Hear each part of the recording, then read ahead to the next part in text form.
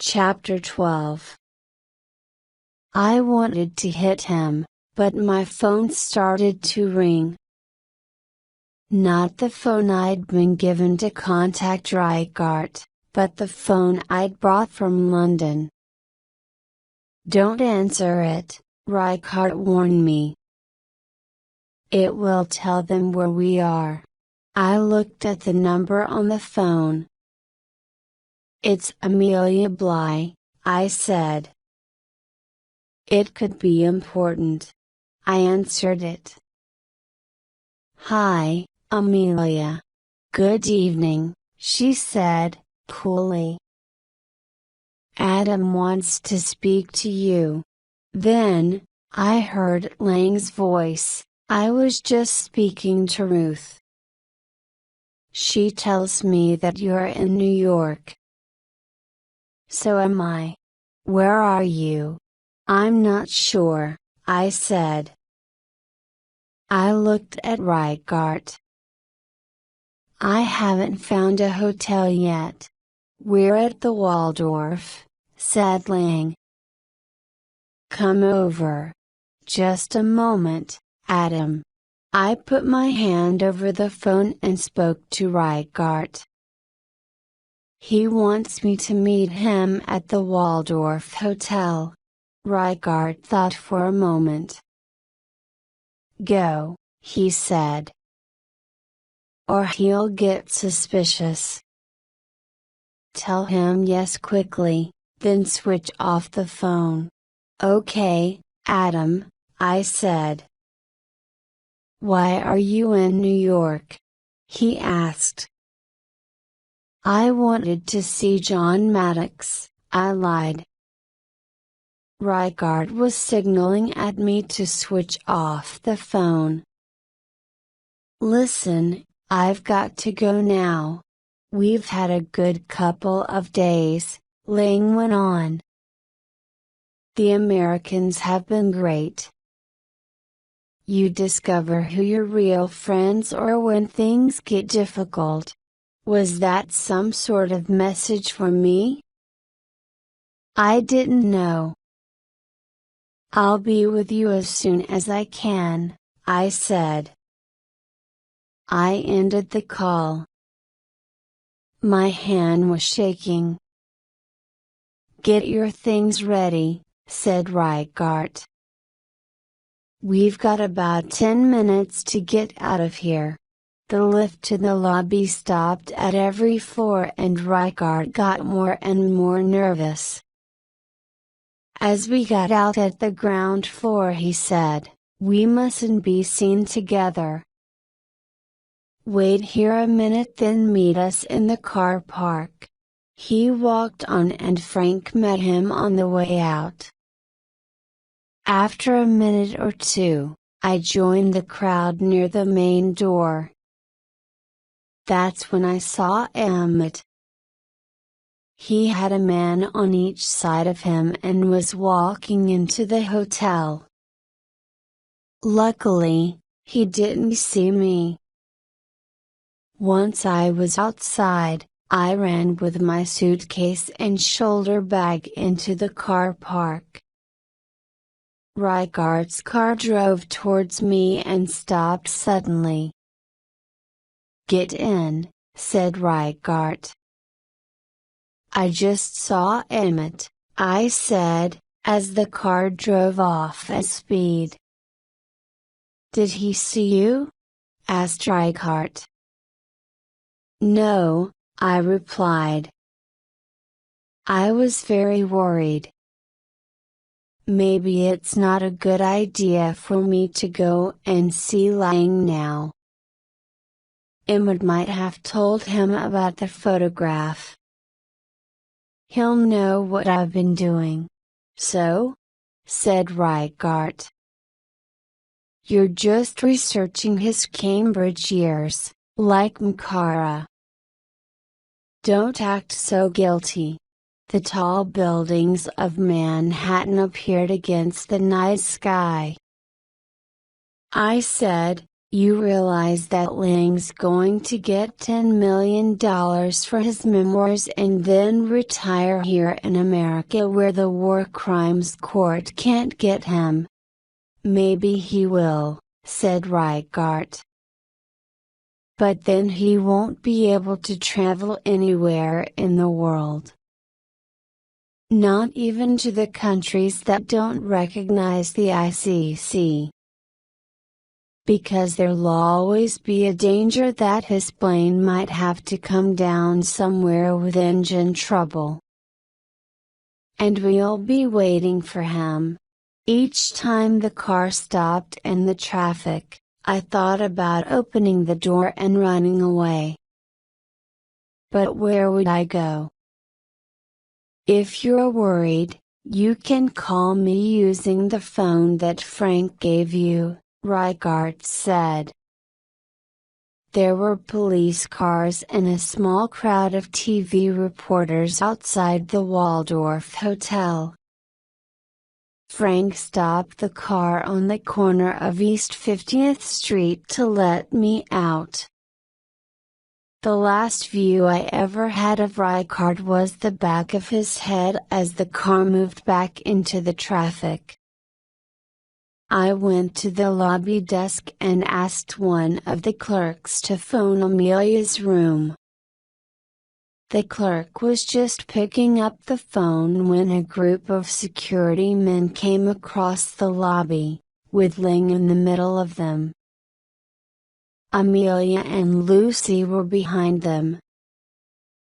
Amelia was using her mobile phone, but when I moved towards the group she saw me.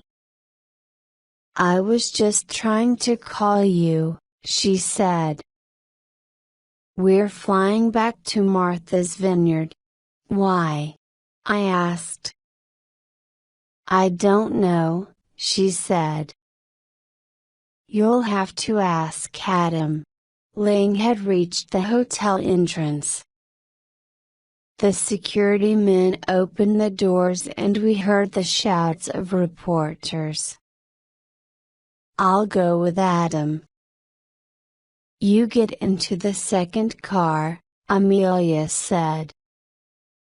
Adam will want to talk to you on the plane. I felt sick with panic. We were now outside and I saw Lang get into his car. I climbed into the back seat of the second car, next to Lucy. A security man climbed in next to the driver and the car moved away. At the airport, I walked to the plane with Amelia. Adam says he wants to go back to see Ruth, she told me. She sounded surprised. There's something he needs to talk about with her. Once we were up in the air, Amelia told me that I could go and speak to Lang. He was sitting at the back of the plane, drinking brandy. Hi, man, he said. Hello, Adam, I said. I remembered that Reichart wanted recordings, so I sat down opposite him and pulled out my mini recorder. Found out anything interesting? He asked. Does he know something? Does he know about Reichart and me? Something about the half smile on his face made me wonder. I'm not sure, I said. How was Washington? It was great, he said. The Americans are going to help me in every way they can. And could you stay here and live in America? I asked. Oh, yes, they'll let me stay here.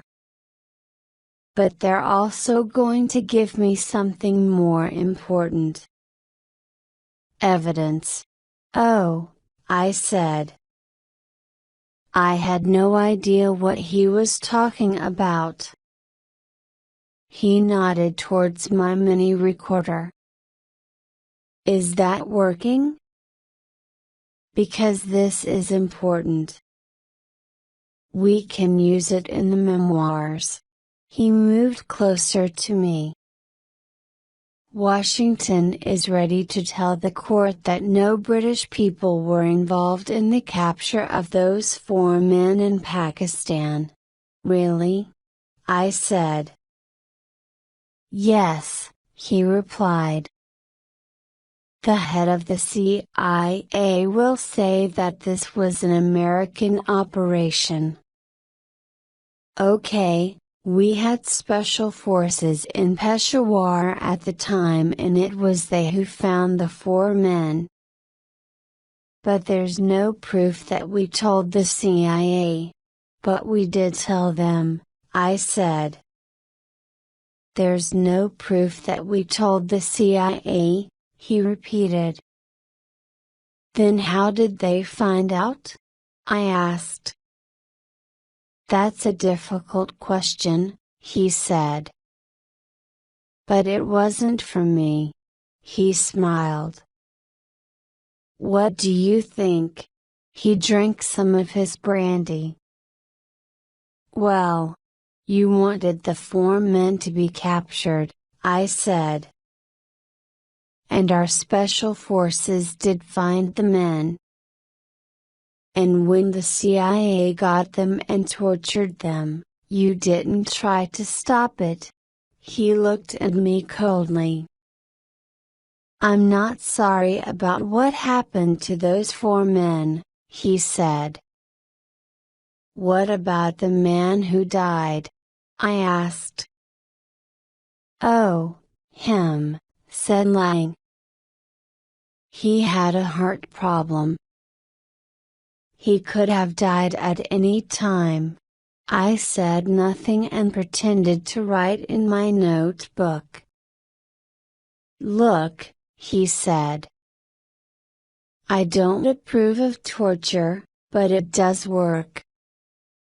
Anyway, what are a couple of minutes of pain for 4 people when it stops the deaths of thousands? But those men said that they were innocent, I said. Of course they did. He shouted. What else were they going to say? He looked at me closely. I'm beginning to think that you're too naive for this job. Unlike Michael Mkara, I said. He laughed. Michael was naive in a different way. The stars disappeared as the plane began to drop down through the clouds. I wondered if Lang was a little drunk. Is it true that you had an argument with Mkara just before he died? I asked. Michael made some serious accusations, he said. What kind of serious accusations? I asked. Were they about the CIA? But you must already know, he said angrily, if you've been to see Paul Emmett. And this time there was a very long pause before he went on. I want you to understand that everything I did as party leader and prime minister, I did because I believed it was right. Emmett said that you showed him some photographs. Is that true? My hands were shaking as I took the photos from the envelope and pushed them across the table to him. He looked through them, pausing at the one that showed him with Emmett, and then at a photograph of a group of students at a picnic by the river. I remember her, he told me, pointing at a girl. She wrote to me once, when I was Prime Minister. Ruth wasn't pleased. Oh God! He passed his hand across his face. Ruth. I thought that he was going to cry, but he looked up at me. Where did you get them? He asked. Mkara got them from Cambridge, I explained. I found them in his room. He never told me about them, said Lang. What happens next? Well, it's your book. You decide what goes into it, I said. But I remember what happened to Mkara. Was he killed because of some of the things he knew, and to stop him putting them into the book? I don't know. You must believe me, his death had nothing to do with me, said Lang. But what was he doing driving up to Boston to accuse Emmett? He went on. In a way, he did kill himself. It was a suicidal thing to do. That worries me, I said. You really think that the same thing could happen to you? He said. It won't. He must have guessed that I didn't believe him. Oh, come on. He said. What kind of people do you think we are? I don't know, I said. What kind of people are you? We were coming into land now. He looked out of the window at the airport below, then back at me, a shocked look on his face. My God, you've already told someone, he said. I could feel my face getting hot. No, I said. You have. He said. Who have you told? Richard Reichart, I said after a moment. He must have known then that it was the end of everything. He was silent after that and seemed to become smaller in his seat. The plane landed and stopped near the terminal building. For once, I did something clever. As Amelia came hurrying towards us, I removed the disc from my mini recorder and put it in my pocket. Then I put a new disc into the recorder. Lang was too busy with his thoughts to notice. Amelia didn't see either. She was looking worriedly at Lang.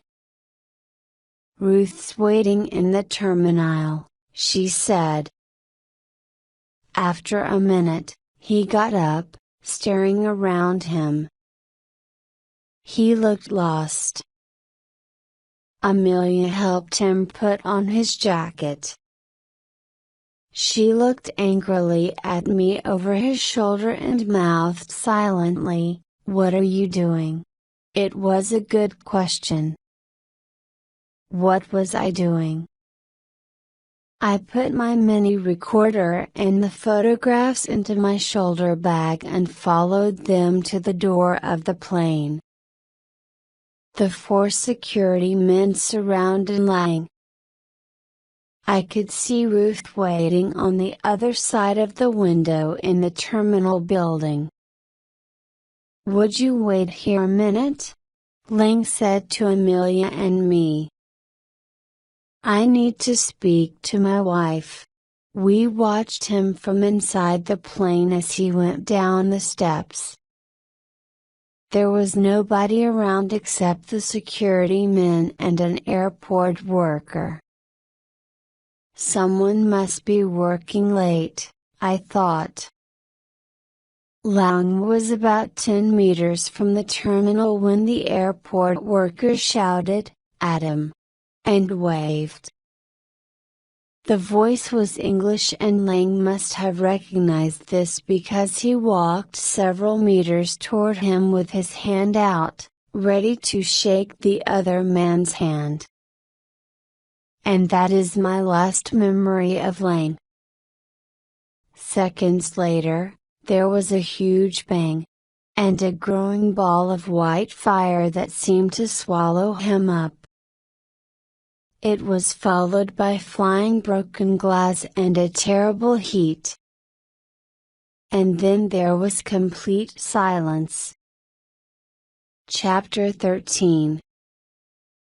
I saw nothing more after that because there was too much glass and blood in my eyes. And it was several hours before I could hear again. A helicopter took me to a hospital near Boston. For the next day or two, I lay in my hospital room with bandages across my eyes and a policeman on guard in the corridor outside.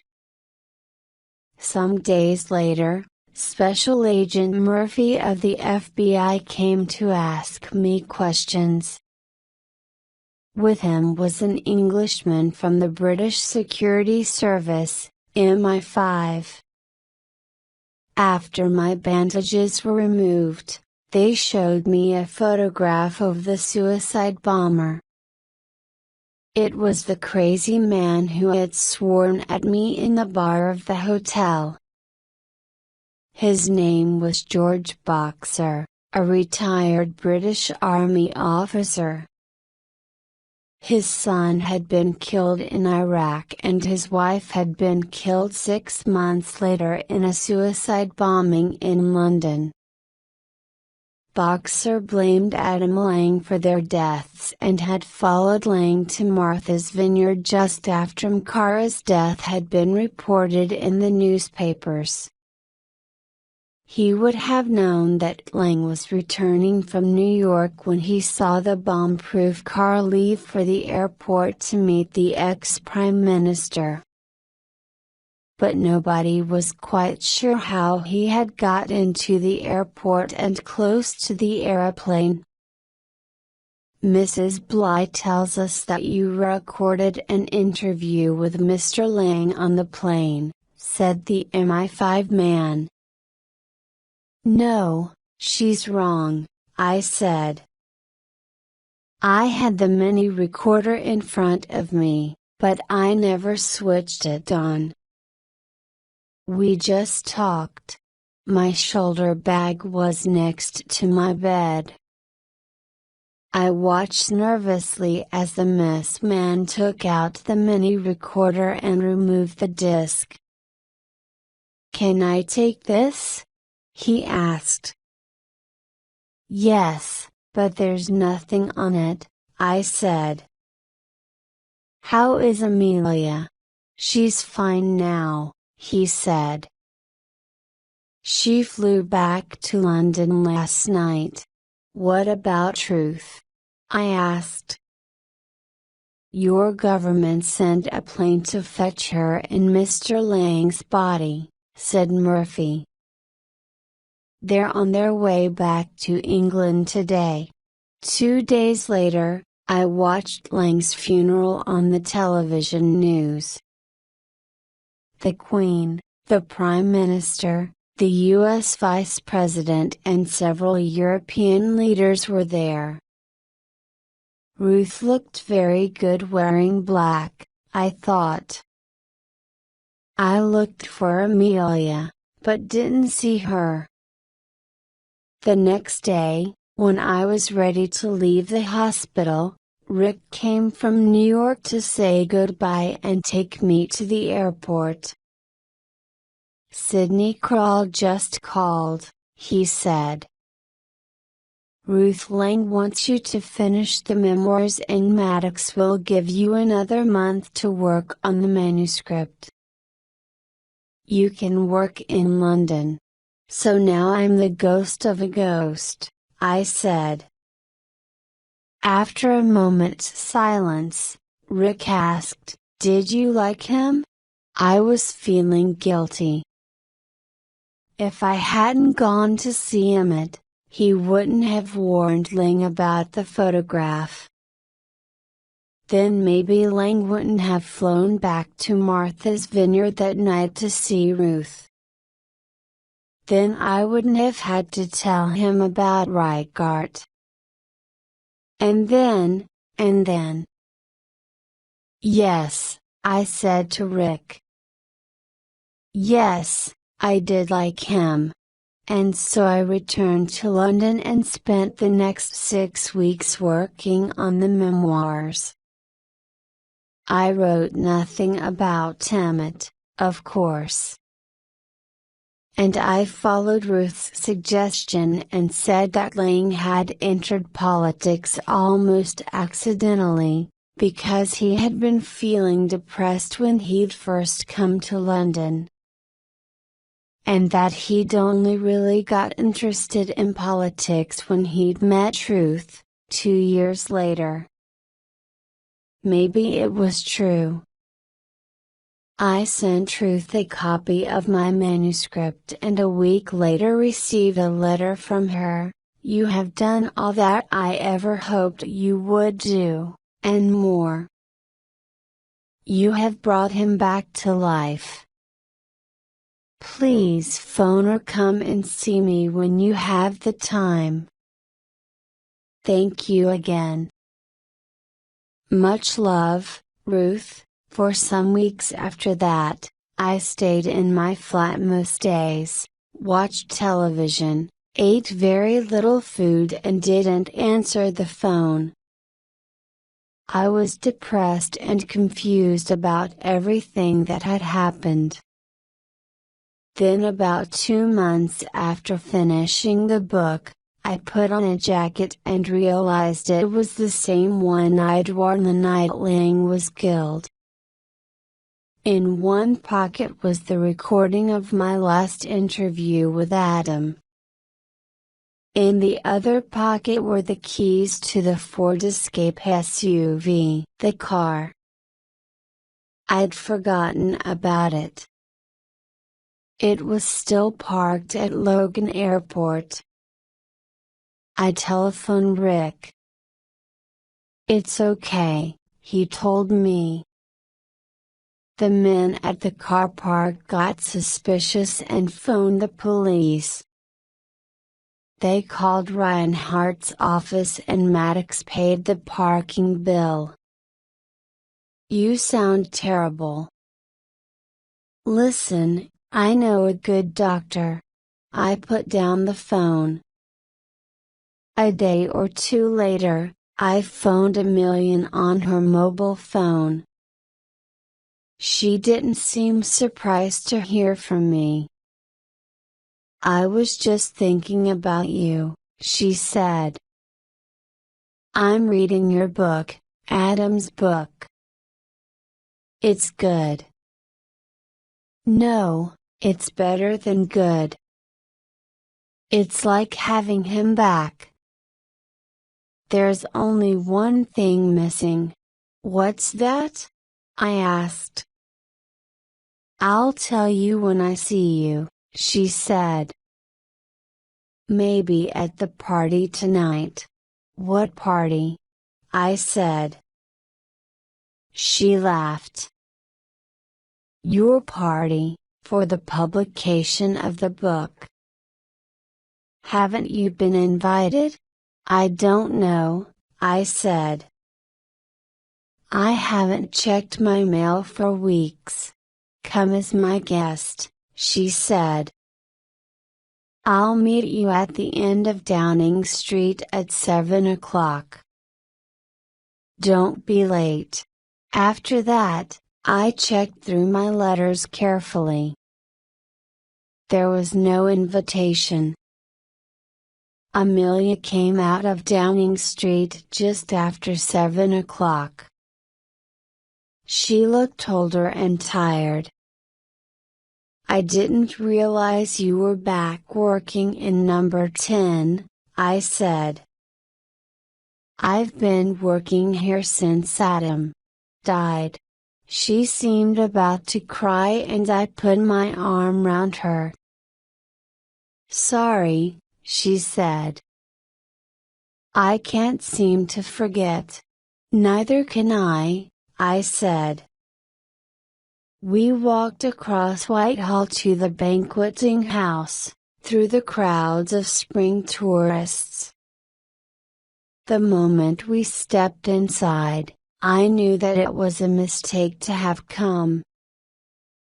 A ghostwriter is never welcome at publishing parties. And I didn't know anyone. I can't see Ruth, I said.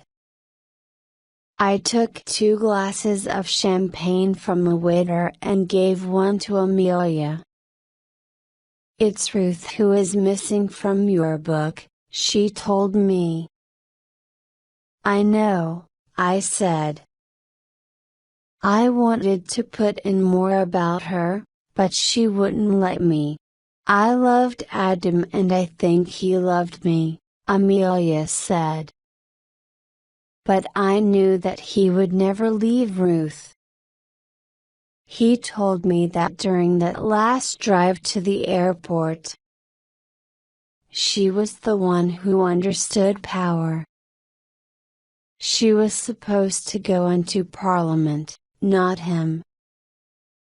Did you know that? No, I said. Tell me something. Before Adam died, why was it so important to keep that manuscript locked up? Amelia looked around and then spoke quietly. We weren't worried, it was the Americans. They told MI5 that there might be something at the beginning of the manuscript that might be dangerous to national security. How did they know that? I asked. I don't know, she said. But after Michael Mkara died, they asked to see the book before it was published. Did they see it? I asked. Again, I don't know, she said. What had Mkara told Reichardt before he died? The answer could be found in Ling's autobiography, if anyone checked carefully. It was all there in the beginning. I suddenly had the feeling that something important had just changed, but I needed time to think about it. Suddenly, I saw Ruth and she saw me. She looked surprised and began to walk towards me. I think Ruth's coming to speak to me, I told Amelia. Then I'm getting out of here, she said. She moved away quickly to talk to somebody else. Hello, Ruth said when she arrived beside me. Sidney Kroll was just behind her. Hello, Ruth. Hello, Sid, I replied. Somebody told me you didn't like parties, she said. So I didn't invite you. Did you get my letter? Yes, thanks, I said. And then she looked over my shoulder and I saw a look of alarm pass across her face, followed by a tiny shake of her head. I turned around and saw Paul Emmett, only a few feet away. Hello, said Emmett. I think we've met. I turned back to Ruth. I tried to speak, but no words would come. Paul was my tutor at Harvard, Ruth told me calmly. You and I must talk. Ah, I said, walking backwards. Then I turned and almost started to run as I left the room. The moment I got outside, I knew that another bomb had gone off. There was smoke coming from somewhere behind Trafalgar Square and policemen were turning people away from that end of Whitehall. I ran to Trafalgar Square where I was able to get a taxi by pushing two people out of the way. The answer could be found in Lang's autobiography, if anyone checked carefully. It was all there in the beginning. Once inside my flat, I picked up a copy of the finished book and started looking through the first few chapters. But I found nothing.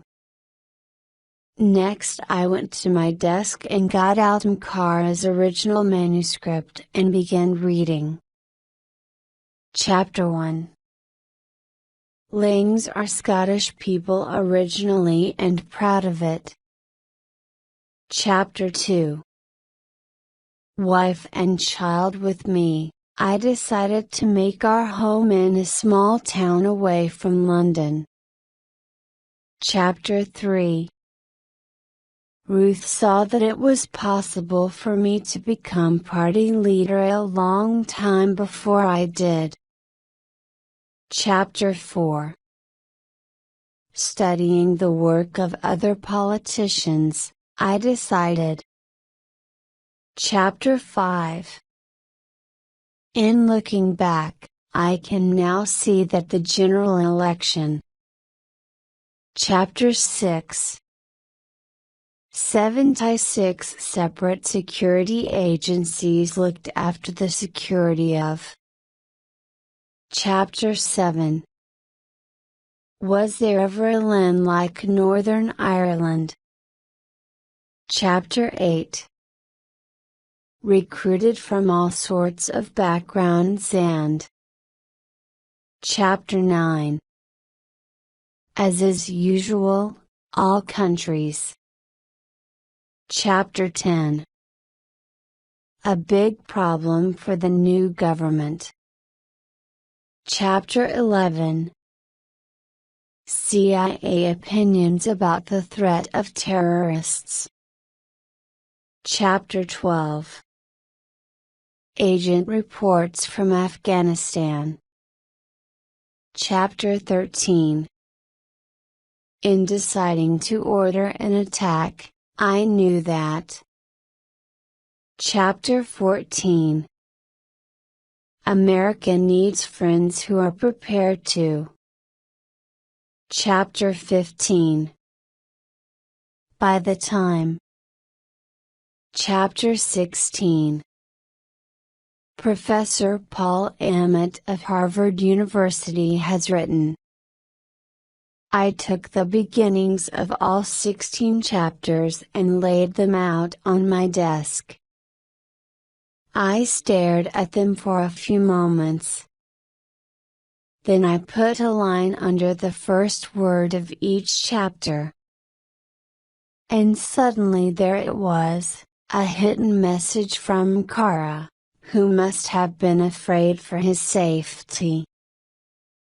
Lang's wife Ruth, studying M76, was recruited as a CIA agent in America by Professor Paul Emmett of Harvard University. Chapter 14. I left my flat that night and never returned. Since then, a month has passed. I've stayed in 4 cheap hotels and, as far as I know, nobody has noticed. But about 3 weeks ago, after a long day's riding, I heard on the news that Richard Reichart had been killed in a car accident in New York City. I knew then that I could never go back. I've written and thought about the things that happened, but I still don't know how Mkara found out the truth. It may have been when he was researching in Cambridge. Reichart suspected Emmett's involvement with the CIA, so it wouldn't be surprising if Mkara had also. But Mkara knew other things, too. He would have known that Ruth had been to Harvard, and he could easily have discovered Emmett had been her lecturer. He clearly felt that he had to tell Lang his suspicions during the argument the night before he left to see Emmett. Almost every day I listened to that disc of my last conversation with Lang. The answer to everything must be there, I'm sure. But the whole story is still a mystery. Near the end of the recording there is a long pause as he looks at the photograph of the girls on the picnic. When he speaks again, he sounds very sad. I remember her. She wrote to me once, when I was Prime Minister. Ruth wasn't pleased. Oh God, Ruth. I can hear that he's worried about his wife and not himself. I guess that she had called him that afternoon to report that I'd been to see Emmett and shown him some photographs. She would need to see him urgently because the truth was about to be known. Oh God, Ruth, what have you done? Is surely what he meant to say. Because that, I think, was the moment when he realized that Mkara's serious accusations must have been true. His wife was a CIA agent. I would like to write more, but I need to move to another place. Strangers are starting to be suspicious of me.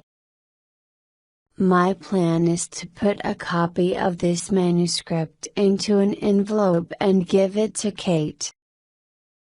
I shall put it through her letterbox in about an hour, before anyone is awake.